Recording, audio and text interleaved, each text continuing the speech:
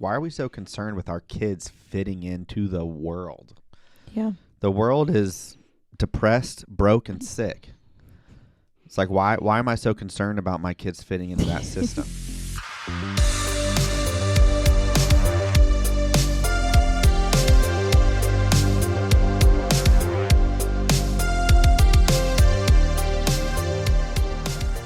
Hello, and welcome to the Biblically Centered podcast. Hello. My name is Johnny, and this is my wife, Danica. That's me.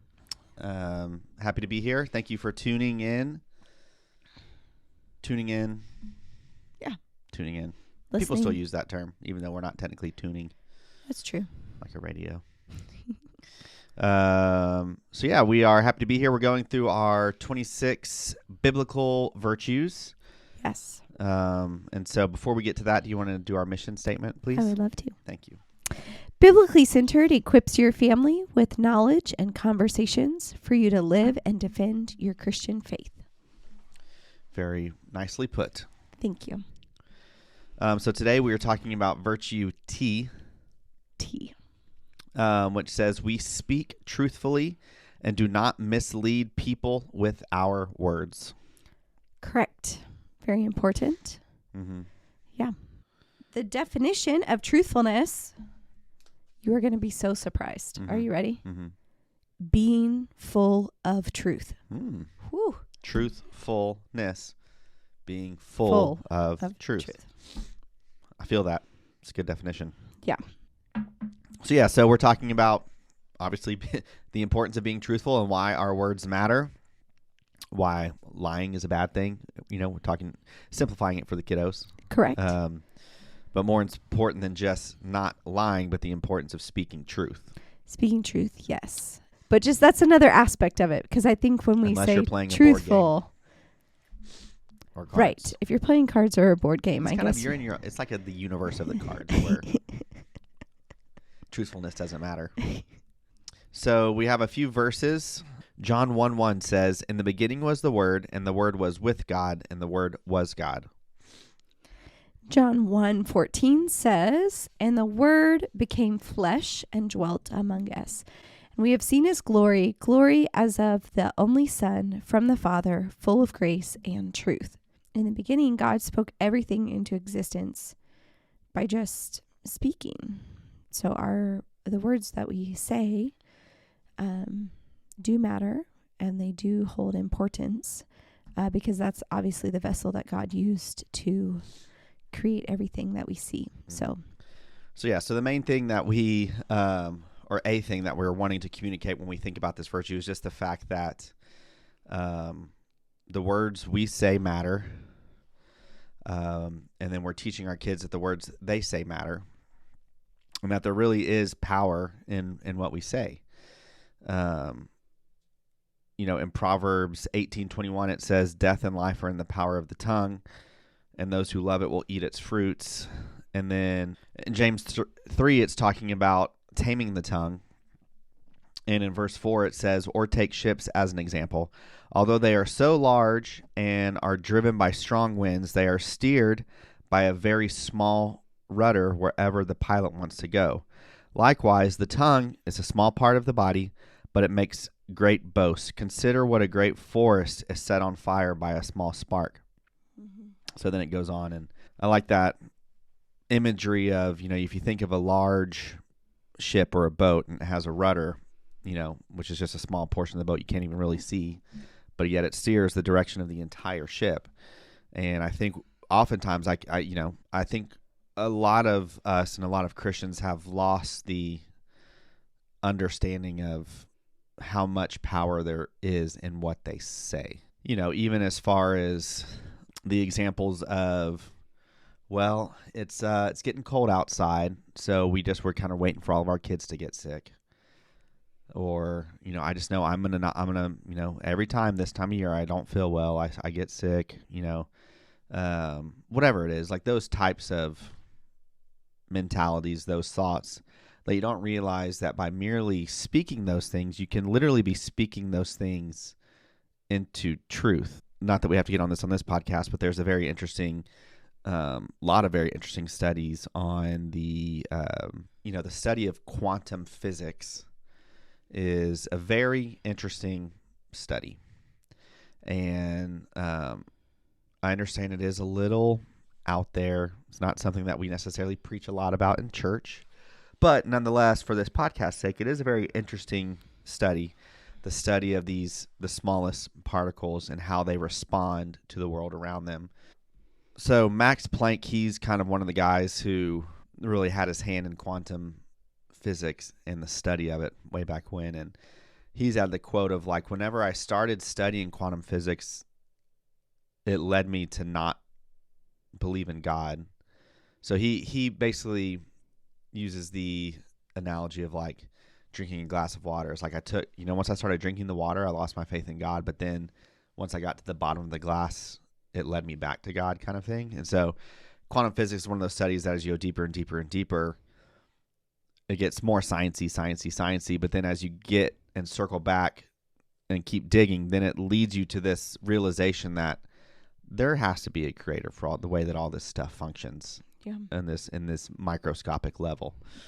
Anyways, but to get back to the point of the power of the words, like, all the simple studies that have been done of like, I was talking to a buddy a week or two ago about a study where these people got glasses of water and 2 glasses of water from the exact same source.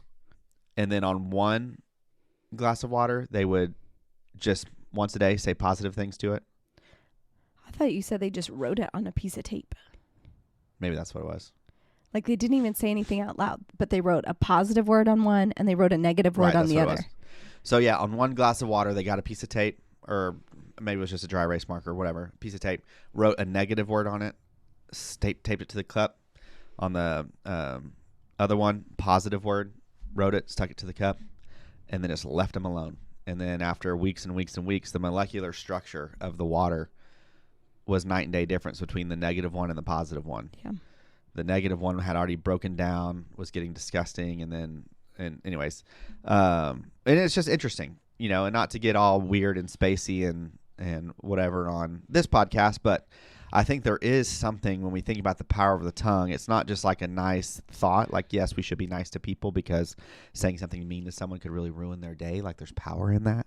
We know that. But it's like, no, literally there is power in what you say. Like, you can affect the condition of your body, of your health, of your mind, if you learn how to take your thoughts captive. And that's not a foreign concept in the scripture either, because Jesus talks about taking your thoughts captive, and we've talked about taking our thoughts captive, and there's a power in, because if you don't take your thoughts captive, they will become your words, and then your words become your reality. Yeah. So when you think about, what do you want to say about other people? What do you want your children to say about themselves? A lot of that is cultivated in the home. So what have their parents been telling them or friends been telling them? And if they know how to take captive other thoughts and how to speak in a positive manner about themselves, that will go far. I mean, you just think about people who get stuck in those cycles of talking about themselves over and over and over, and it's not good. Like, that's hard to break or to get out of. It's a lot easier to believe what you say than to believe what you think, almost, I think. Yeah. And some of the stuff, it's so ingrained in the way we were raised, or just the way that we talk, or our perspective, that we don't even realize some of the mindsets we have that are not serving us and hindering us from being an example of Christ that we could be. And all it comes back down to is your mindset and then the words you say. Yeah. Matthew 12:36-37. I tell you, on the day of judgment, people will give account for every careless word they speak. For by your words you will be justified, and by your words you will be condemned. I mean, just a reminder there about that. But yeah, and that's even, growing up in the Baptist world that I did, a big phrase that we used a lot was redeeming the time. And I think that point kind of plays into that of like, we are given a finite amount of time on this earth. Even if we live to 100, it still is a finite amount of time. Mm-hmm. And me being in my mid-30s is realizing, you know, things kind of start to pick up, you know. And so thinking about myself older now doesn't seem like a far off reality like it used to. You know what I mean? Mm-hmm. And so your perspective kind of starts to shift a little bit. But when we talk about redeeming the time, it's, you know, we have been given a finite amount of time, and God, we believe God has us here on this earth for this time in history to make an impact for His kingdom. And I know we're talking about frivolous words and careless words and that sort of thing, but also on a bigger scale, just, you know, a careless life. Like each day is a gift. Each day has a purpose. Each day is a new day that God has made. It's not just another, like for you going to work, it's not just another humdrum day at the office or another humdrum day at home with the kids. And I understand that there is a sense of beauty in the consistencies of those types of things. And I think we've hit on that before in the past. But the bigger point being is like each day is an opportunity and each day is a gift. And so from the smallest things to the words we say, you know, it's just we don't want to be those people who make it to the end of our life and realize how much of this we wasted. And that might be easier said than done. But Right. And how you talk about things is going to come across in your actions and stuff. So if you're exasperated all the time or frustrated, like that's going to come out in how you carry yourself. So a lot of this just goes back to, you know, how do we want the world to receive us who are representing Christ? Mhm. And if our words are affecting that, then we need to change our words. And you're right, it first starts with our thoughts. So we first have to make sure that, you know, what we're thinking is good. So we're determining, you know, our environment is going to be good. We're going to make sure that we're in church, in God's word, prayer, etc., all those things. But then it's also our words, right? So how are you doing today? Today is just another, you know, like if that's your go-to every day, like, people are going to stop asking you that question. I don't want to hear you say that about your day every day. But then also, like, no, God has given you today. And we should rejoice and be glad in it. No matter if it's the same as last week or the same as yesterday, you know, we should still be able to find beauty in the day because you're alive. Like, you know, I think we forget that a lot. And for our children, we don't want them to feel, I don't know, your words say a lot, and they say a lot around your kids and how you respond to them. And I get it. You can be frustrated and annoyed because I get frustrated and annoyed. But I don't want them to think about themselves and think those things about themselves. You know, I know that I have to remind myself a lot of the times, like with our kids, I'm not going to tell them, or I try to remind myself, like, you are acting like a goofball, or you are acting like this, not you are that. If that makes sense, like, you know, you are acting really disrespectful right now, or you are acting really rude right now. But I don't want to tell them that you are rude. Because people internalize anything, right? So good or negative, and negative almost longer. It attaches quicker, and it's hard. I forget, isn't there a statistic about how many times you have to do something positive to get over a negative? Yeah, it's like I forget what the numbers are too, but it's something. It's more. It's not just a one. It's for like one. for every, like, I forget, and these might not be the right numbers. So, but it's like for every one negative thing someone has said about you, it takes like on average 7 positive things for you to be able to move on essentially from that negative thing. And you know, I do think, like, I try to have the mentality of like making normal things spiritual and spiritual things normal in the home. And so I think there is something spiritual to that reality of the way negative words impact us. Now, there is a part of it too with us as Christians, like we do need to have thicker skin. Like we can't be letting every little negative perspective, or he didn't talk to me, or the pastor didn't say hi, or I'm not, my needs aren't being met. Right. Like just these little daily things really get under our skin the way sometimes we let them. Like we need to kind of be like, okay, we're not. Well, I think we have to view those things a lot. We have to view like people are sinners. They're gonna say stuff, and that's okay. Like they haven't learned. But you're right. Like that shouldn't matter because that's not where we find our identity. That's not where we find who we are. Mm-hmm. And so, yes, there's an aspect of it to where it's like, okay, like you should be able to take a few random comments on your Facebook wall today. Like, let's not get in a huge. No one has won an argument that I know of over Facebook.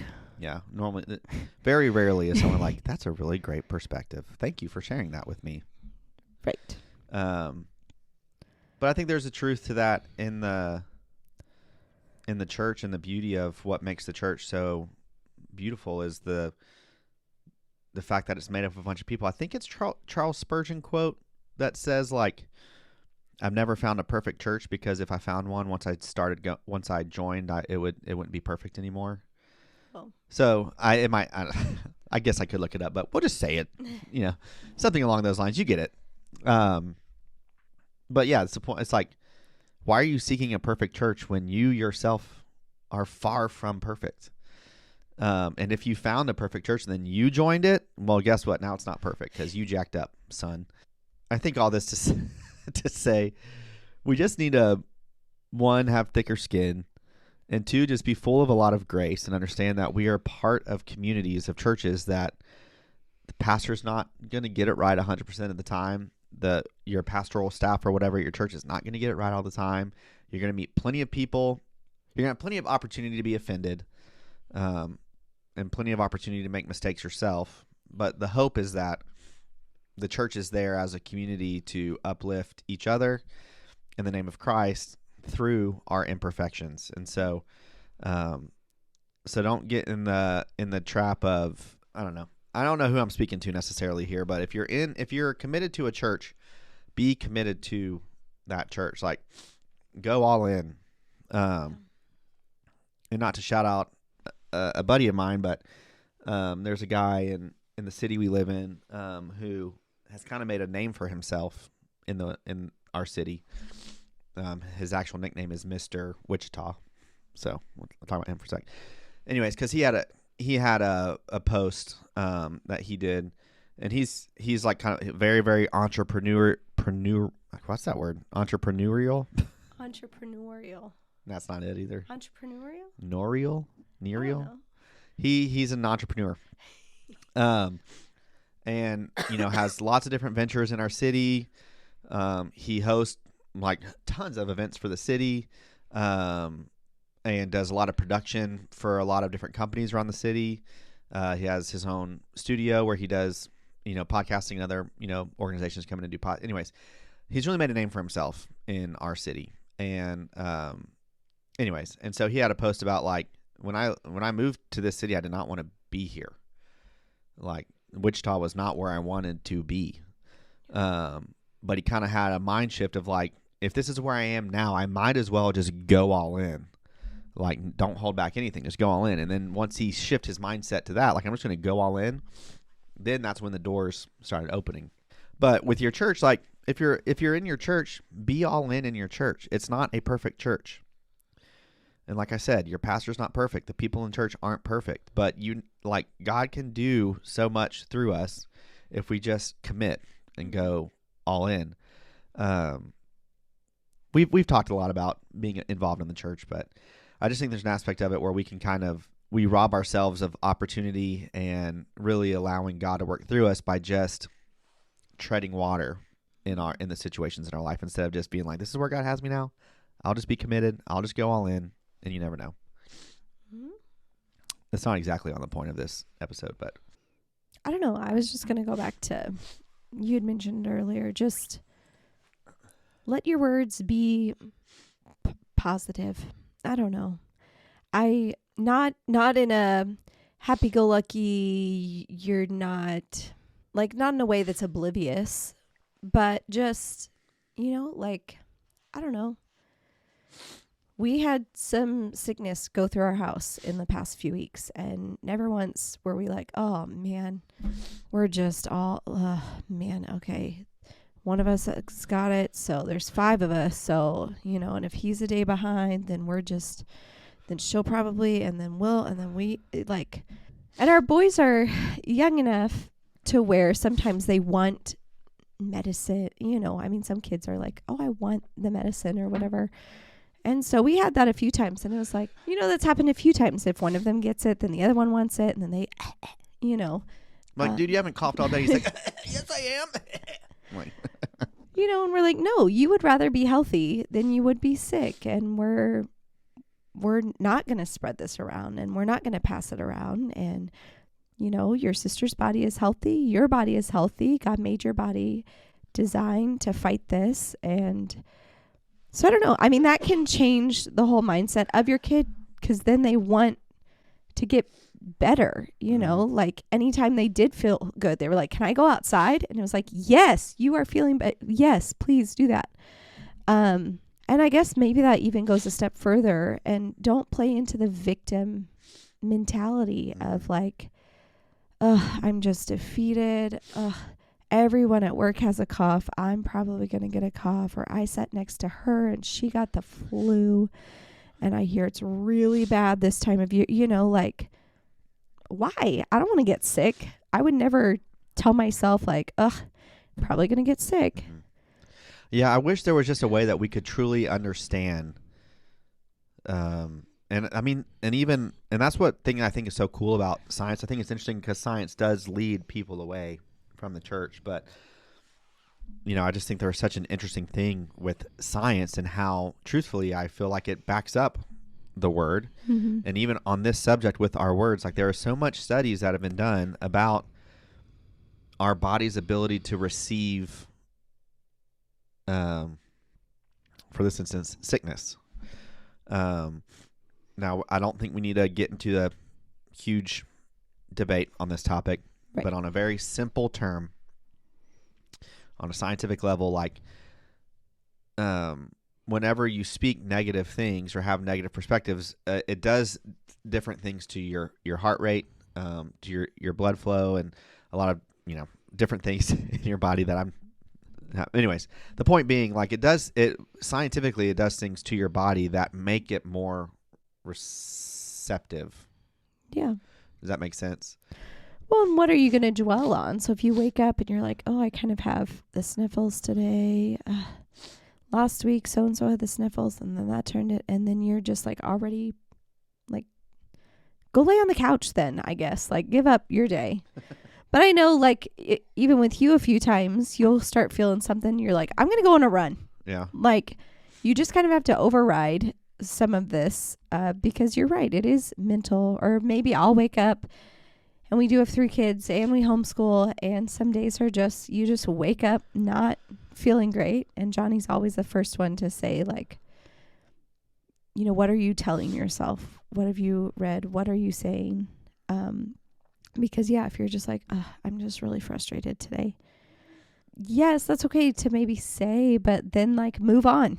Mm-hmm. Be like, I'm frustrated.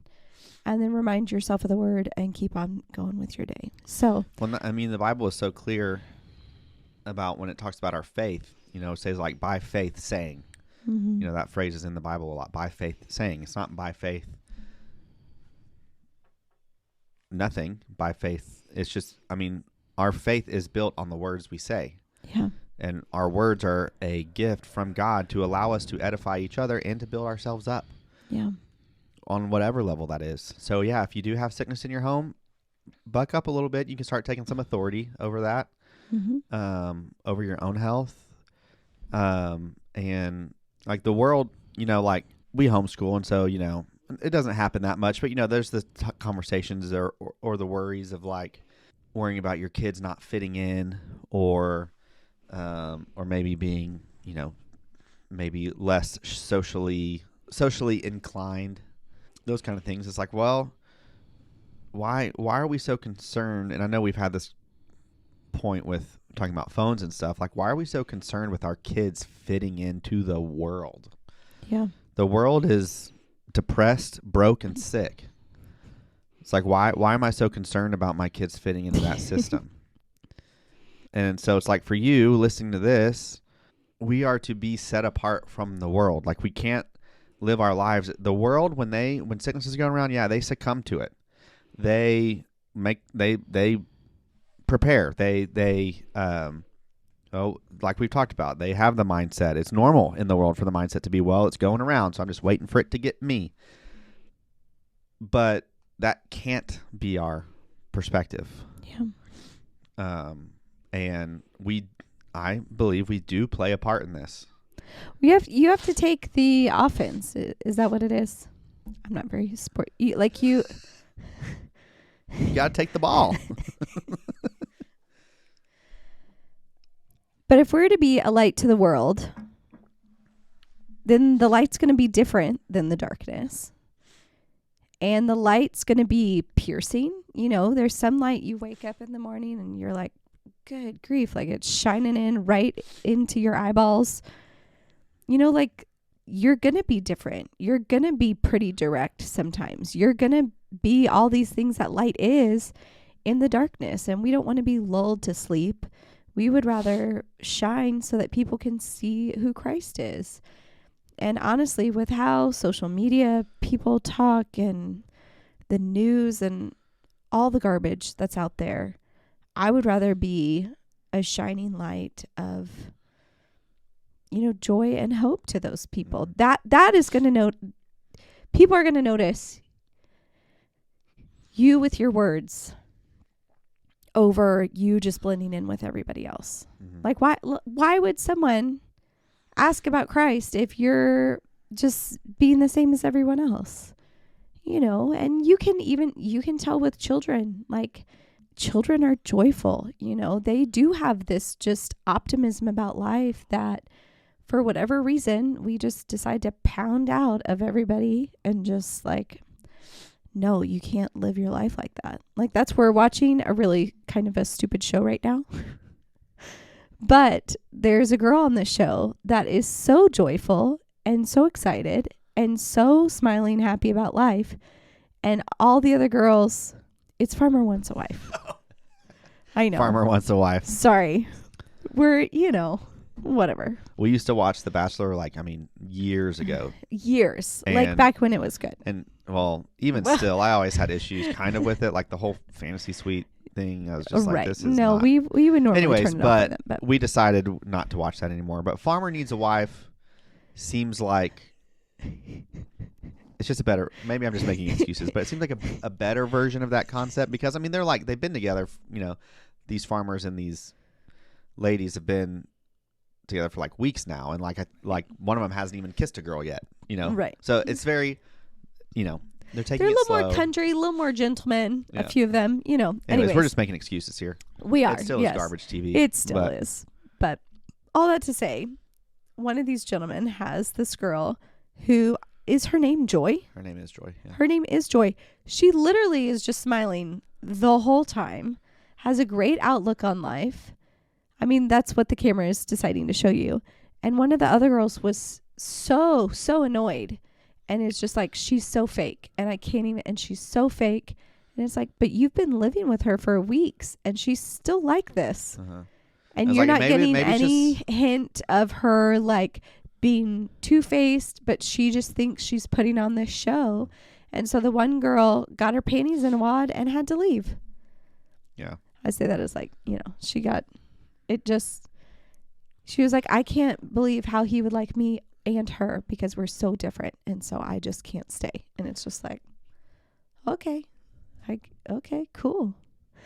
I don't know. So yes, it is garbage TV, but she is being joyful and people see that and people are either excited about that, like the other girls are having fun, and some people it rubs them the wrong way because they can't believe that someone could be that. It is very countercultural to be joyful. Yes.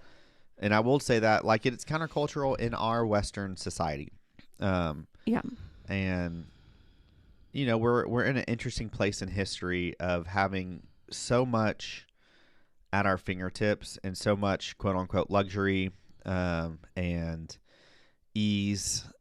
And I understand that there are, you know, real economic and things like that going on in the world that are troubling, but we have a lot at our fingertips. And you know, historically speaking, I forget what it's like, you know, the quote is like, hard times make strong men make easy times make weak men make hard times. And so you're kind of in that cycle, historically speaking. And so we're kind of in that easy time, and easy time makes weak people. Yeah. And so I think we see that in our culture because, like, in America, I get things aren't perfect, but we got it pretty good. And we don't have a great perspective on what the actual world is actually facing. Yeah. Real issues. And it seems like our biggest issue is, you know, people's pronouns. And it's like, how is this such a made up issue? And I know this is probably getting on a high horse, and probably the people who think that way aren't listening to this podcast, but it's just such a, like, we crave drama, we crave conflict, we crave wanting to be known and wanting to be right. So whenever we're in these times in history where it's like there's not, you know, and again, like I said, not that there's not real issues out there, but really, like, culturally speaking, like, we're pretty good. Like, you can kind of do and be whoever you want. Right.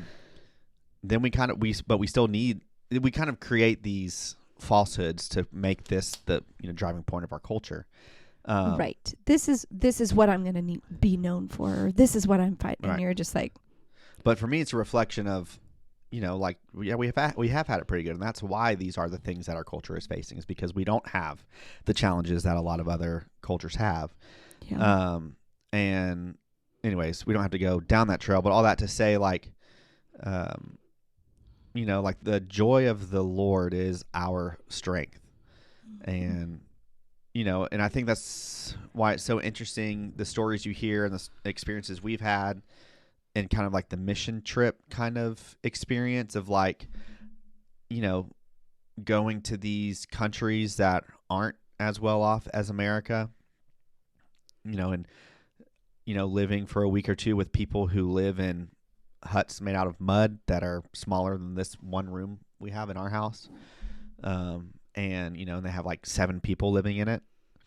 And yet there's just this sense of peace and joy that these people carry. And it's just, you know, and I know we've said it before, it's like, yeah, the mission work is important because we can bring resources to places that maybe don't have them. And, you know, like Danica's dad has an organization, what we've talked about, a bunch of ragamuffins. And he goes at least twice a year to Uganda and, you know, helps with wells, helps with schools, you know, all sorts of stuff.